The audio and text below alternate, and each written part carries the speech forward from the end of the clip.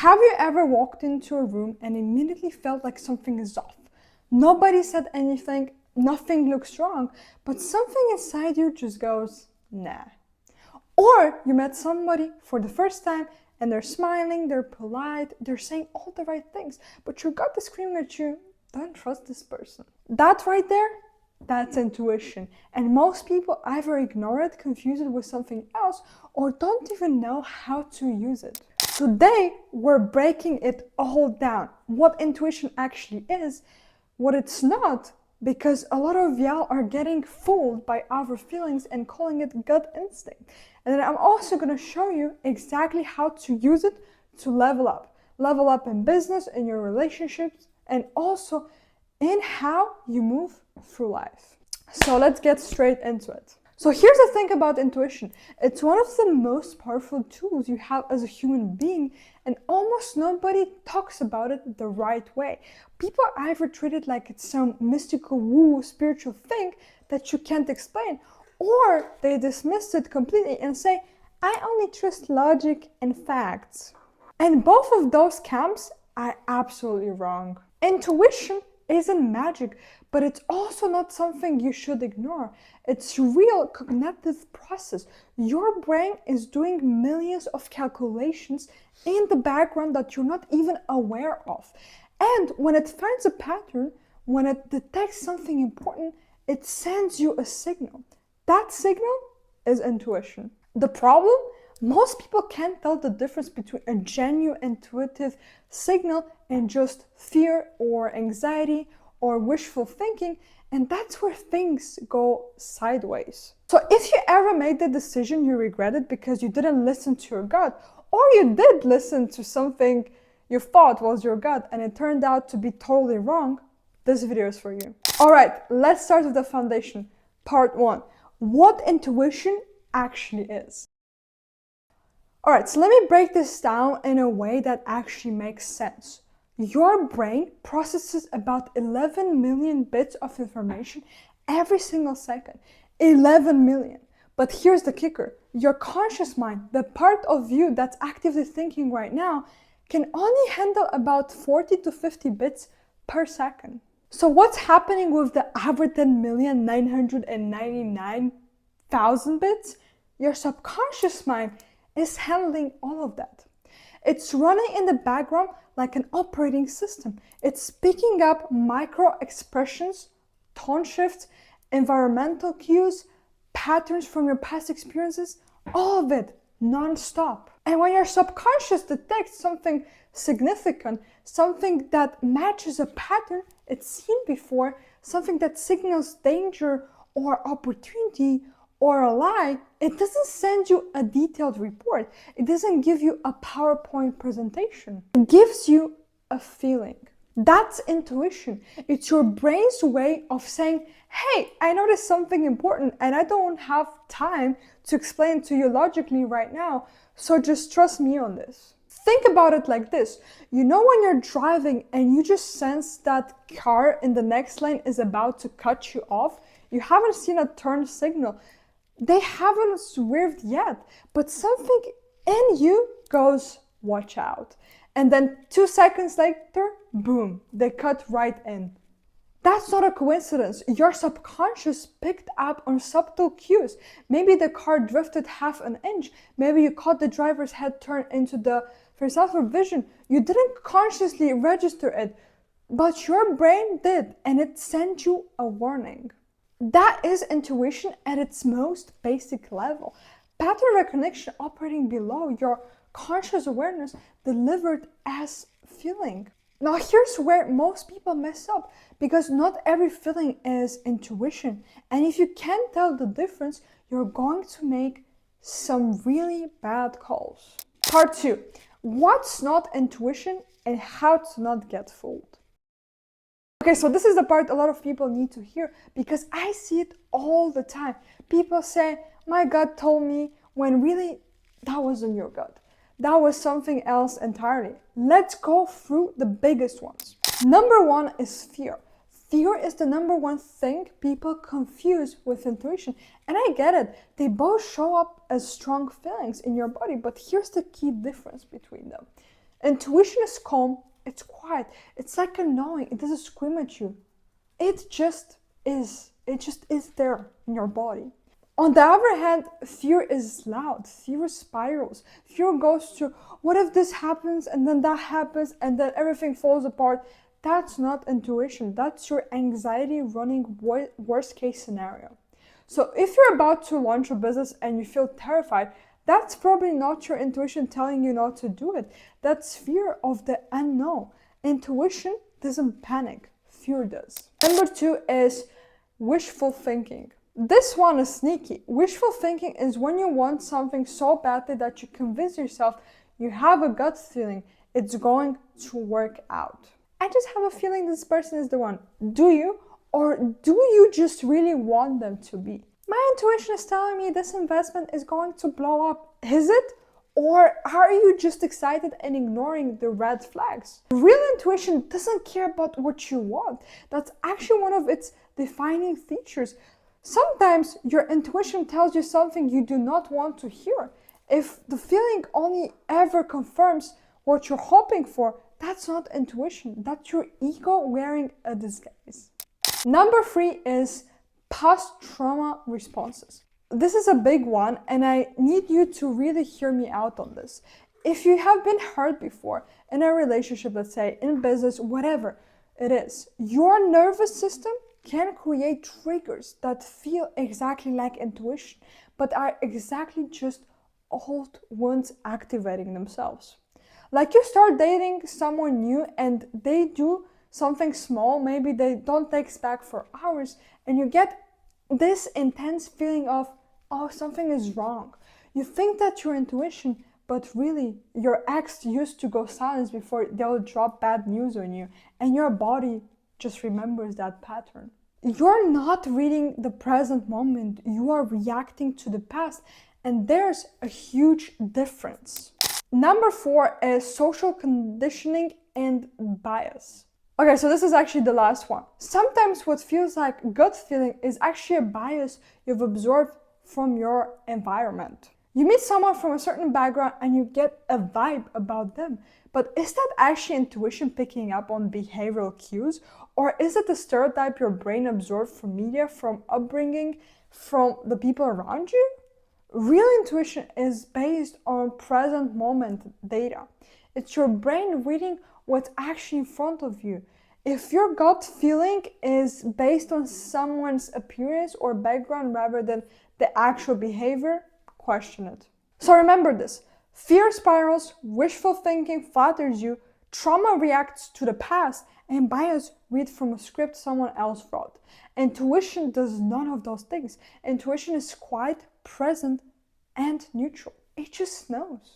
Now the real question is, how does intuition show up in real life? Alright, so now you know what intuition is and what it isn't. Let's talk about how it actually shows up, because once you start recognizing it, you will see it everywhere. In business, for example, some of the most successful entrepreneurs in history have talked about trusting their gut, but here's what they actually mean. When you've spent years in an industry, you develop pattern recognition. You've seen hundreds of deals, thousands of interactions, and your subconscious has cataloged all of it. So when a new opportunity comes along and something feels off, even though the numbers look good on paper, that's your brain going, wait, I've seen this setup before and it didn't end up well. Steve Jobs used to talk about this. He didn't always have data to back up his product decisions, but he had decades of pattern recognition. His intuition wasn't random, it was informed by deep experience. So in business, your intuition gets stronger the more experience you have. A first-year investor's gut feeling is not the same as a 20-year veteran's gut feeling. One is guessing and the other one is doing pattern recognition. In relationships, for example, this is where intuition can literally save your life, or at the very least, save your years of heartache. You ever meet someone and your body just doesn't relax around them, like you can't quite let your guard down? Pay attention to that. Or it can be completely the opposite. You meet someone, there's this instant ease, you feel safe, you feel like you've known them longer than you have, that's your subconscious mind picking up consistency between their words, their body language, their energy, and their actions. Everything aligns, so your brain goes green light. The tricky part is when someone is really good at faking it. Manipulative people can fool your conscious mind. But if you learn to tune into the subtle signals your body is giving you, the slight tension in your chest, the urge to pull back, the feeling that you need to explain away their behavior, that's intuition trying to protect you. In self-improvement, for example, people don't talk enough about your intuition that can literally guide your personal growth. You ever felt a pull towards something you can't logically explain? Like you keep coming back to a particular skill, a particular topic, a particular type of work, and it just feels right. That's your subconscious mind recognizing alignment between who you are and who you are meant to pursue. The opposite is also true. If you are in a job or situation that should make you happy on paper, but something inside you keeps saying, this isn't it. Don't ignore that actually. Your intuition is picking up on misalignment that your logical mind hasn't caught up to yet. Most of the biggest regrets people have later in life aren't about the risks they took. They're about the inner voice they've ignored. After we've discussed how to identify intuition, what is intuition and what isn't intuition, and how it shows up in real life, now you're gonna ask me, Sophia, but how do I actually sharpen it and use it? Alright, so I'm sure this is what you've been waiting for. How do you actually get better at this? How do you train your intuition to be sharper, more accurate, and more useful? I've got you. Number one, create a space for silence. This is step one, and it's a non-negotiable. You cannot hear your intuition if your mind is constantly noisy. If you're scrolling your phone every 3 seconds, if you've got music or podcasts going 24/7, if you never sit with your own thoughts, you're drowning out that signal. Your intuition speaks in whispers. It's not going to compete with a TikTok feed. You need to give it a room. Even 10 minutes a day of just sitting quietly, no music, no phone, no distractions, starts to create that space. Step number two is actually starting to track your hits. Get a journal or open a notes app and start documenting moments where you get a gut feeling. Write down what happened, what you felt, and what you did about it. Then come back later and see if you were right. Over time, you'll start to see patterns. You'll notice that your intuition tends to be accurate in certain areas and less reliable in others. Maybe you're incredible at reading people, but not great at predicting business outcomes yet. That's valuable data. Step number three is check in with your body. Intuition often shows up physically before it shows up mentally. A tightness in your stomach, a heaviness in your chest, a sudden urge to leave a room. Your body knows before your brain catches up. So start paying attention before you make a decision. Pause and scan your body. What are you actually feeling? Where are you feeling it? Is it a calm knowing or a panicked reaction? That distinction is everything. Step number four is build experience with your domain. Remember what I said earlier. Intuition is a pattern recognition. The more quality experience you have in an area, the better your intuition gets in that area. So if you want better business intuition, immerse yourself in business, study it, do it, fail at it, learn from it. Your subconscious mind is taking notes even when you're not. Step number five is act on it even when it feels fucking scary. This is the one that separates people who have intuition from people who use intuition. You have to act on it. Intuition is like a missile. If you feel it and ignore it over and over, the signal just gets weaker. But if you feel it and act on it, even when it's uncomfortable, even when you can't fully explain why, it gets stronger. Your brain learns, okay, they're listening. Let me send more signals. Look, I'm not saying be reckless. I'm not saying quit your job tomorrow because you had a feeling about it. But what I'm actually saying is when your gut speaks, at least listen to it. Gather more information if you need to, but don't dismiss it. You have this incredible built-in guidance system.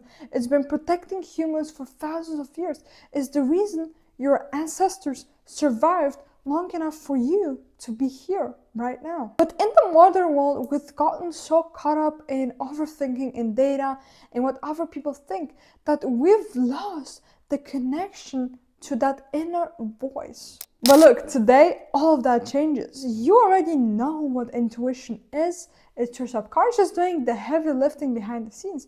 You know what it's not. It's not fear, it's not wishful thinking, it's not an old trauma, it's not bias.